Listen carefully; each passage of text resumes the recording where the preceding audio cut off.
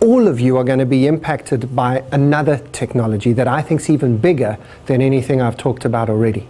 And that technology is how we process information. I think this is at the heart of what's changing in the world. If I were only asked to speak for 15 minutes and were only allowed to speak on one thing, I think this is the single point that should be made about what's changing in our world right now. Where we find information, who we trust to give us information, how we process that information, where we store that information, that's all changing. And that's going to change the way we interact with other people. It's going to change how we buy things. Therefore, it must change how we sell things. It will therefore change how we manage people, how we communicate with them. It will change the very need for management itself. It will change organizational structures. It will change everything. There are two main reasons why information technology is changing the world so much at the moment. The first is that we just have had, over the last few years, a massive increase in computing power. Now, this isn't anything new. Computing power has been doubling every 18 months for the last 40 years. But in the last 18 to 24 months, that doubling has suddenly made a huge difference. Like putting more computing power in a tablet computer than existed in the entire world when Neil Armstrong stood on the moon. And that's not even your primary computer. And that goes for the phone in your pocket as well. Extraordinary power. The most remarkable amount of storage space. And of course, bandwidth speed is dramatically increasing in many parts of the world. Add that all together and we've reached a moment in history where computers can do what we imagined they could do. The second reason that information technology is really changing the world is because of these young people. Not those four specific young people, but these young people who were born in 1989. Now, 1989, as many of you know, was a very important year. I say many of you because in almost half of the world's countries, 1989 saw a very important turning point in history. For instance, it was Tiananmen Square, was in 1989. The Berlin Wall came down in 1989. Ceausescu in Romania was deposed in 1989. Some countries slightly delayed. So in South Africa, Nelson Mandela was released in February of 1990. In Chile, Augusto Pinochet stepped down in March of 1990. But there was this moment in time from about mid-1989 to early 1990 when everything changed. 1989 was also the year that the internet as we know it today was born. Not the technology, but web pages. HTML, which is the language of the internet, was developed by Sir Tim Berners-Lee at CERN in 1989. A very remarkable year. And these young people who were born in 1989 started work at your company last year. And they are, as you can see from the label, digital natives. Most of us in this room are digital immigrants. We speak digital, but it's kind of a fourth or fifth language. For some of you, maybe a 12th language. I don't think there are any digital dinosaurs around in the room, but maybe you are. But we're not digital natives. But if you have children or you know young people, you'll know what I'm talking about with this digital native concept. Those four young people are actually sending text messages to each other. Okay? They might even be in relationships with each other. They're not sending text messages because they're lazy or stupid or they have no social skills. That is their choice, their first choice for communication with each other. That's how they choose to engage with each other and the world. And they're coming soon to an office near you. And I don't think we're ready for them. We're not ready for them as leaders. We're not ready for them as organizations. And we're certainly not ready for them as customers. I had an experience of this just personally recently. The fact that these young people live in a world which is always on. Anything they want to know, they can know, and they do know. There are, to put it another way, there are no mysteries for these young people. Think about that. No mysteries in the world. I was walking through a supermarket with my 3 daughters. I have 3 of them, 12, 10, and 6. My wife said we should give them names, but I thought numbers were fine. Anyway, 12, 10, and 6 were with me, and we were walking through a mall, a supermarket, and there was some music playing. And like any 40-year-old, I kind of caught a little bit of it and thought, that's a nice piece of music, never heard that before. And like any 40-year-old, I asked the question, I wonder what that is. And it was a kind of a nice piece of music, and I thought, oh, I wonder who it was. I wonder what that is a question I'm fairly used to asking. You're driving past a building, oh, I wonder what that is. A car drives past you, you've never seen that style of car, I wonder what that is. And you don't expect an answer. I mean, who can know everything? It's just a question. But of course, my daughters don't live in that world. My 12-year-old, Amy, said, Dad, give me your phone. On the phone, she had loaded a program called SoundHound. Now, oh, whoops, where is my SoundHound gone? Now, some of you know this, some of you use Shazam. There are other options available. But what SoundHound does, for those of you who don't know, is you basically just hold your phone up and you record 20 seconds of the song you're listening to. Shazam even allows you to sing the song yourself if you just have it in your head. It then, and now listen to this please very carefully, it takes that 20-second soundbite and uploads it to the International Music Database, which keeps a copy, and listen to this, it keeps a copy of every single version of every single song ever recorded. And it finds out what song you're listening to. And in less than 10 seconds, it sends back this information. I've put it in a Samsung screen just to show you that other options are available. I'm an iPhone fan. This wasn't the song that we were listening to. This is just a well-known song, so Angels by Robbie Williams. It then tells you what album it's on. It's obviously designed in Japan because the lyrics are there in case you want to do karaoke in the supermarket. Very important. You've got links to YouTube videos.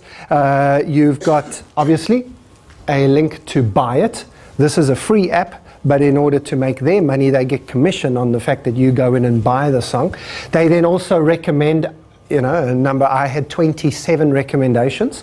If you like the song, you might also like. And I bought about 12 of them. By the time that song had finished playing, not only did I know what song it was, I owned it. That's the world the digital natives live in. I wonder how much management information flows at that speed through your organization. Anything I need to know, I've just made a sale, I wonder how that impacts my targets and the company's targets.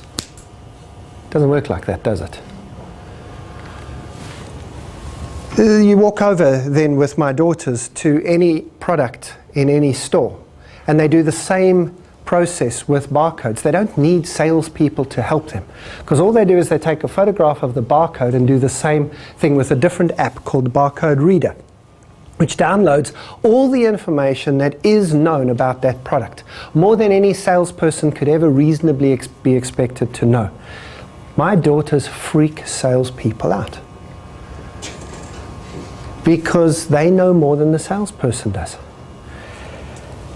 This is what I think social media is about. I don't think that social media has developed because the technology is there. I think the technology has developed because this younger generation has demanded this digital connection with the planet. Of course, social media can waste your time. You can use social media to find out what Lady Gaga had for breakfast, because anything that is possible to be known can be known. But that doesn't make the technology a problem. It just makes people who misuse the technology a problem. And I don't think, again, as businesses, we've begun to understand this. So we block access to social media because we don't think that we can trust people to use it wisely, rather than simply helping people to use it wisely. Social media is about the way that today's young people in particular, but many of us, most of us probably, choose to connect, to contribute, to engage, to be involved in conversations. It can be used to waste your time. It can be used for some remarkable things in terms of connecting, engaging, and selling. So we can get any information anywhere at any time, and we can engage and connect with other people all the time. We can also look at that information in dramatically different ways.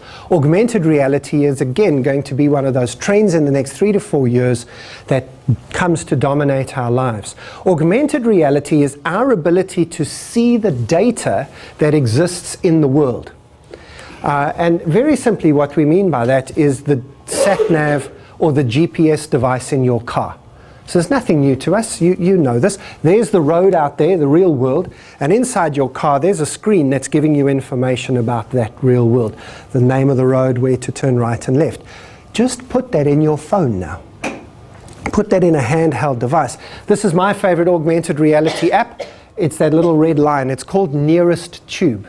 I know there's one for Paris and for Tokyo and New York. This is for London.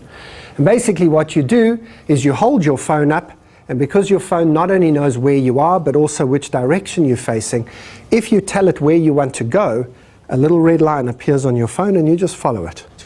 It takes you to the nearest tube station, tells you which train to catch. When you get off the other side, it again shows you where to walk. As you're walking along, it also picks up all sorts of information that is available to the app from the world around it, like specials in stores that you're walking past, or restaurants that you might like to eat at. Please tell me why you'd advertise in a newspaper when you can do that. You know, I have no idea. Now, the only downside of this app is that if we're all walking around London like this, we're going to probably bump into each other a little bit too often. So you probably want to put that inside your glasses rather than on your phone, in a kind of heads-up display, or as 2 or 3 companies are already working on, in a contact lens that beams the data directly onto your retina, so that other people can't see it, which would be magnificent for a course like this. Imagine I walked into this course, and as I looked at the audience, it basically picked up your face, did facial recognition, and I didn't just know your name and company and the country you come from, but I'd know everything that is known about you.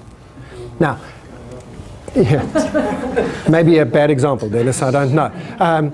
We don't have to be scared about this again, Khalid, because it's only the information that you have made available. It's not your police records or the hidden data. Can't access your bank account, but it's what you've made available, your LinkedIn profile, your Facebook profile, your last Twitter updates.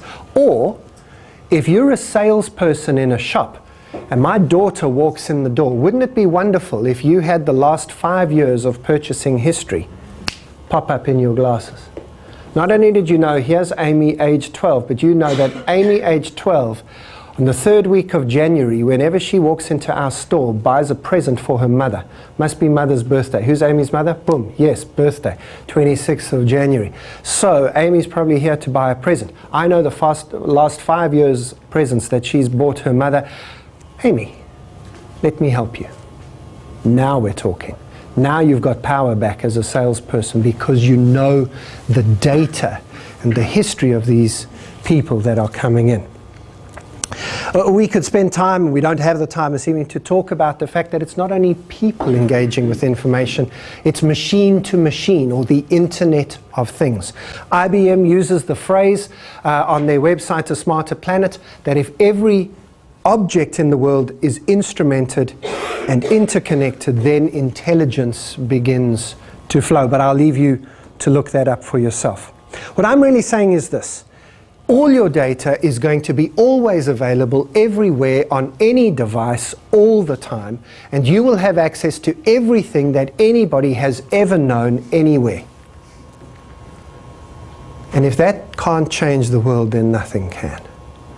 So what are the implications for you as a leader, as a manager in your business? Again, we're going to take the rest of the week answering this question. Let me give you just 5 or 6 minutes of potential implications and then give you a chance to have a quick chat about it.